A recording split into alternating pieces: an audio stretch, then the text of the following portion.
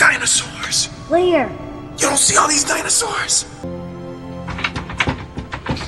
Halo guys, apa kabar nih kalian semua? Semoga kalian sehat selalu ya. Kali ini aku akan menceritakan sebuah film berjudul The Pursuit of Happiness. Ini adalah film biografi asal Amerika tahun 2006.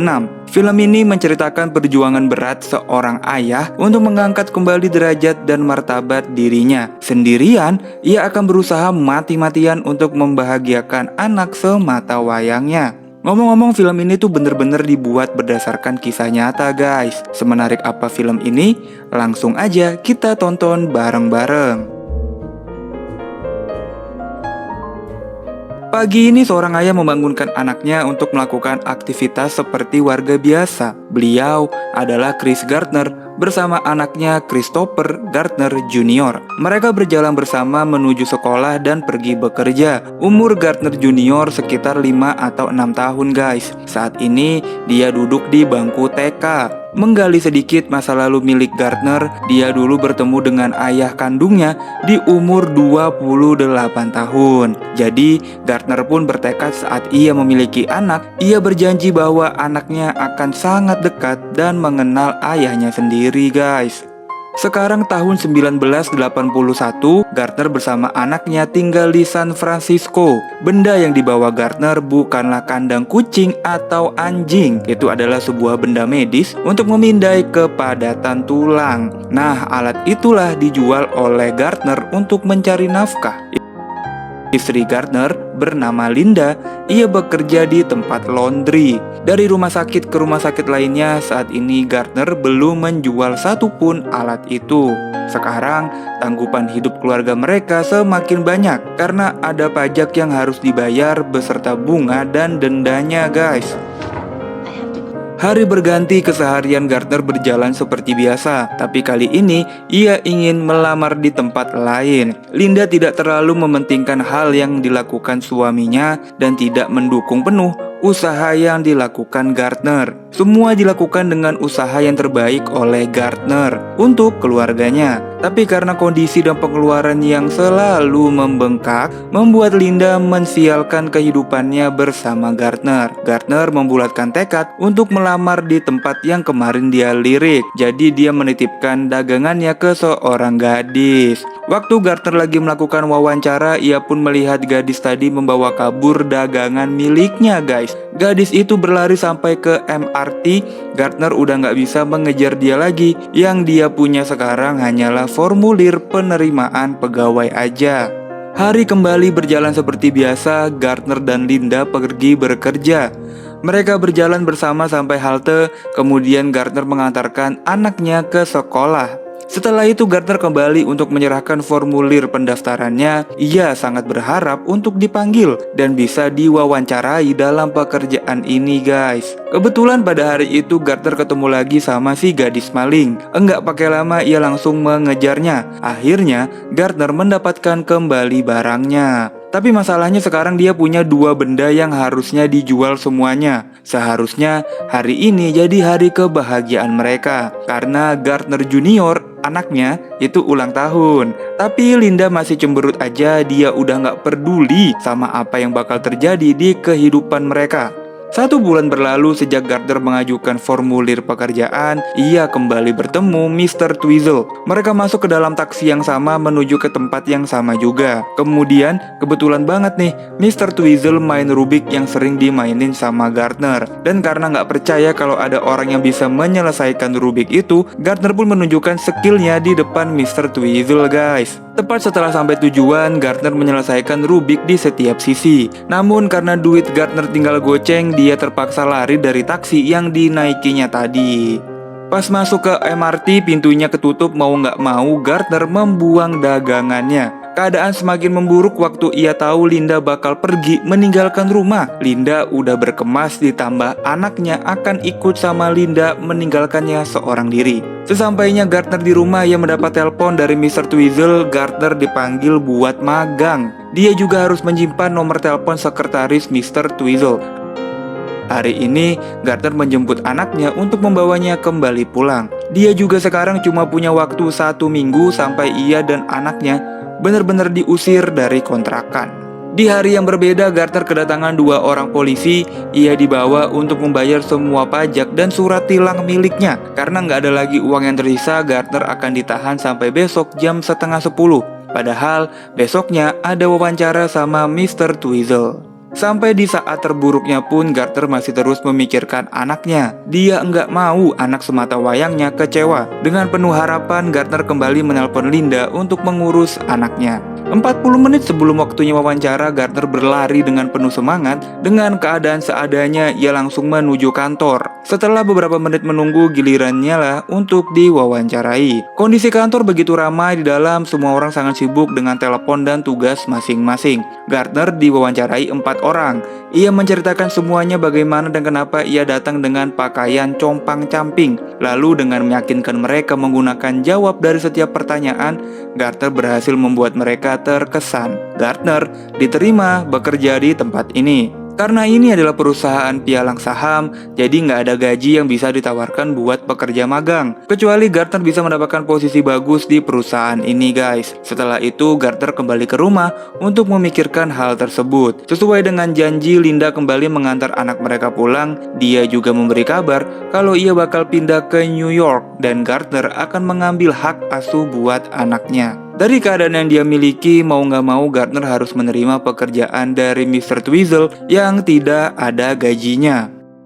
Gardner pindah dari kontrakan ke kos-kosan, mereka tinggal berdua doang, jadi nggak ada lagi yang mengeluh. Motivasi selalu dia berikan buat anaknya. Gardner mau anaknya harus terus mengejar mimpinya. Satu dagangan yang terjual, perlahan tapi pasti hari pertama magang pun dimulai. Gardner mendengar dan mencatat arahan yang sudah diberikan. Terus pas dapat waktu istirahat 10 menit, kebetulan nih Gardner melihat aki-aki ngebawa dagangannya.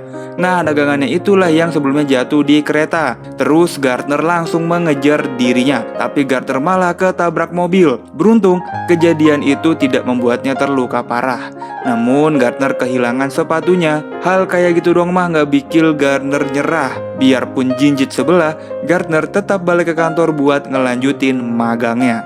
Lihat, nggak segampang itu saya buat mata semangat. Ingat, masih banyak orang yang lebih susah dan lebih bekerja keras dari kalian. Jadi jangan banyak mengeluh, lakukan yang terbaik, kata Gardner. Kayak biasa guys, pulang dari kantor, Gardner menjemput anaknya. Sang anak pun sangat khawatir mendengar kejadian yang menimpa ayahnya tadi. Setelah kejadian itu, hari-hari pun berjalan kayak biasa ke kantor jadi bahan suruhan atasan. Sepulangnya, Gardner harus bisa mengejar bus untuk menjemput anaknya. Gardner harus bisa menghasilkan uang terbanyak untuk kantor dalam waktu 6 bulan supaya dia benar-benar dipekerjakan. Selain magang tanpa digaji, ditambah pula dia sebagai seorang ayah, terus karena dia harus menjemput anaknya. Gardner cuma bisa bekerja selama 6 jam, padahal yang lainnya mah kerja 9 jam. Namun dengan waktu yang sesingkat itu, ia berusaha memanfaatkan dengan sebaik-baiknya. Setelah beberapa penolakan, akhirnya dia dapat customer.